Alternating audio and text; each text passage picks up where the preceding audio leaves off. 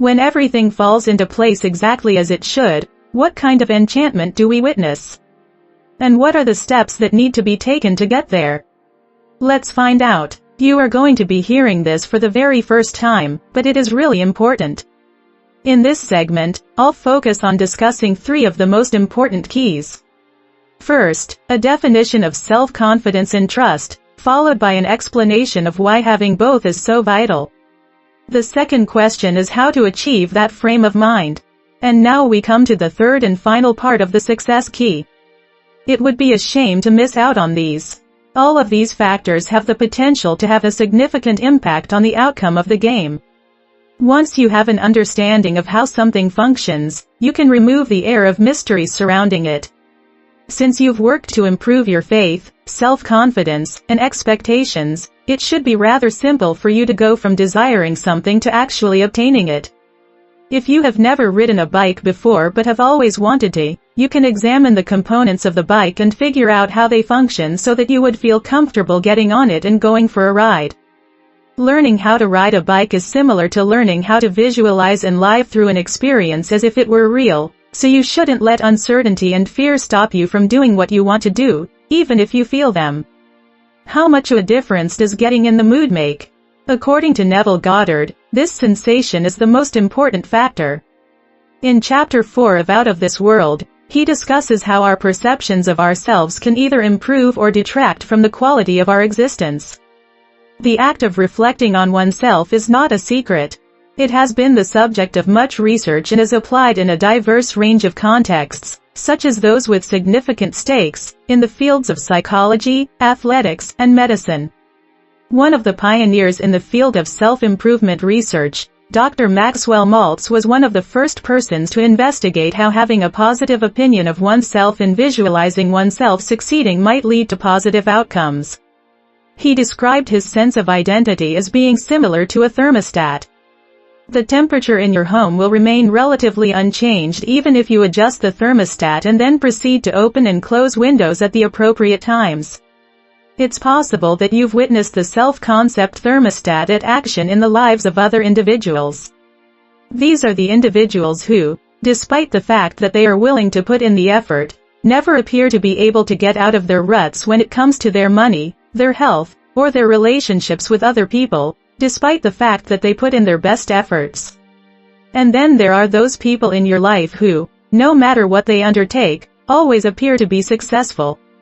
When considered from the perspective of the human mind and body, the concept of self-concept has emerged as one of the most significant concepts in contemporary psychological research.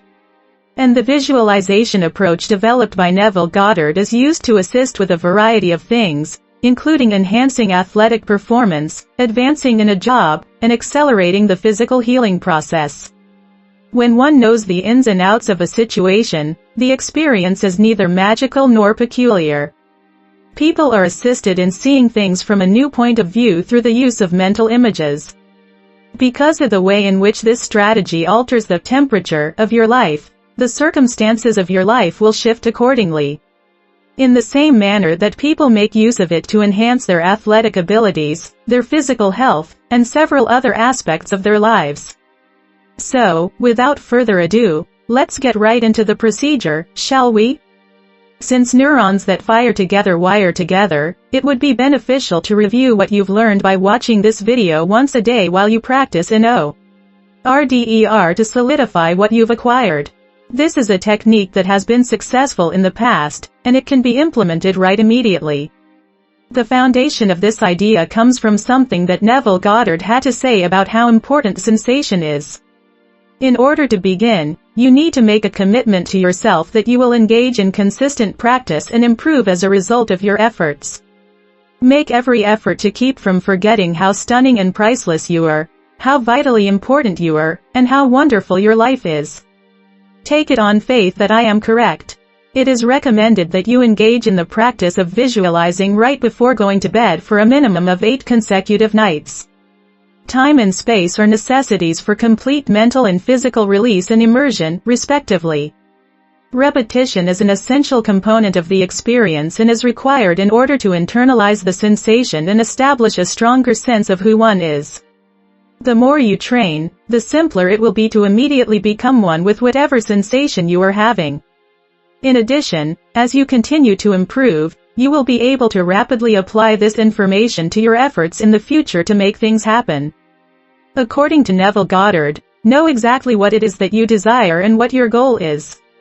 Therefore, prepare preparations for an activity that, with thorough organization and unmistakable direction, will bring about the achievement of your objective.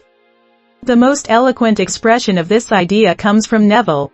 We want to envision what it would be like to be there. This should make it easier for you to keep the bigger picture in mind. Decide where you want to go next to give yourself the impression that you are more in charge of the situation. You are not focusing on acquiring what it is that you desire, rather, you are allowing yourself to take pleasure in the things that you already have. According to Neville, you don't have to put in a lot of effort in order to acquire what you desire. It's about being proud of yourself for recognizing something that you already have and giving yourself a pat on the back for it. There is a distinction between the planting period and the harvesting period, as is mentioned in Chapter 6. How much longer till all of my wildest hopes come true?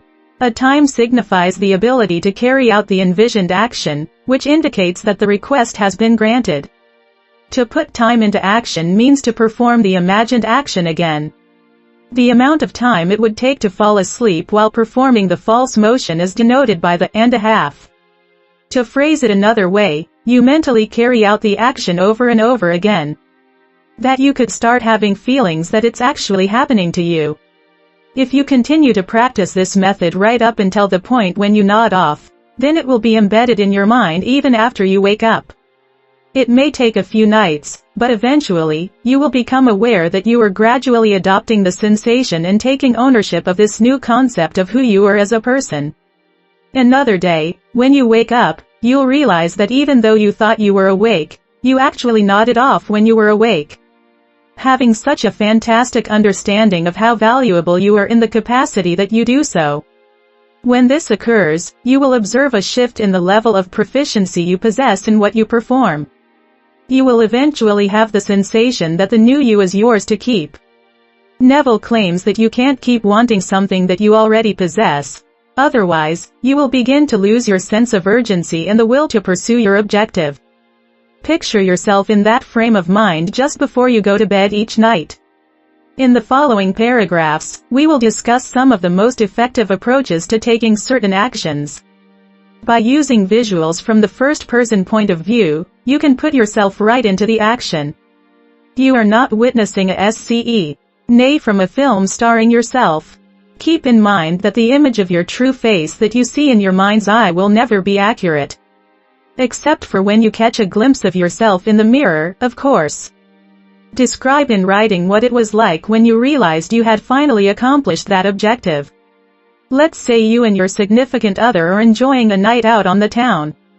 You can hear the clink of plates as soon as the waiter enters the restaurant, and as he comes by your table, you can smell the meal that you are eating. You are both waiting for their respective dinners, and the anticipation is making both of your hearts beat quite quickly. Employ each of your senses to the fullest extent possible. Have a good time experimenting with new activities each night. Your thoughts and senses will take you where they need to go. You should leave this place feeling as real, happy, and carefree as you did when you were watching the sun rise over the water, since everything you do here should accomplish that. Instead of focusing on how you will achieve what you desire, consider how you will feel once you have achieved it. You will have fewer choices available to you if you narrow your attention to a certain how. Keep in mind what you're trying to accomplish. I believe that the universe has plans for me that are superior to anything that I can think of right now, and my own life has given me evidence that this is the case. As you go about your day, remember to keep a positive attitude and frame of mind, and you'll find that nice things start to happen to you. Here are 3 suggestions that could be of assistance. To begin, if you find yourself worrying or wondering, remind yourself that these are also things that you make up in your thoughts and that you have the ability to choose to think about your picture of success instead of worrying or wondering about it. 2. See a loved one or close friend who is important to you having the same good luck as you do. It's a tremendous technique to elevate your own vibration in relation to the subject, and it's also a terrific way to help other people out. Third, keep in mind this profound thing that Rumi had to say. Transform yourself into the center of life wherever you find yourself. Every one of us possesses the ability to bring the best version of ourselves into the here and now. In the moment, the place we are, the people we are with, and the events that are taking place. Don't let anyone know what you're planning or what you've already accomplished, and don't share your prayers with others. According to Neville, we all go to bed at the same time and wake up at our own leisure. Because of the rule of thought transmission, it is possible that you will experience some of the worries and insecurities that are held by other people. When I think about it, I like to think of it like this. Show people the end result, but keep the process that led you there a secret. I believe that by putting ourselves in a position where change is inevitable, we are giving ourselves a gift that cannot be purchased with money. In this particular instance, there is only you.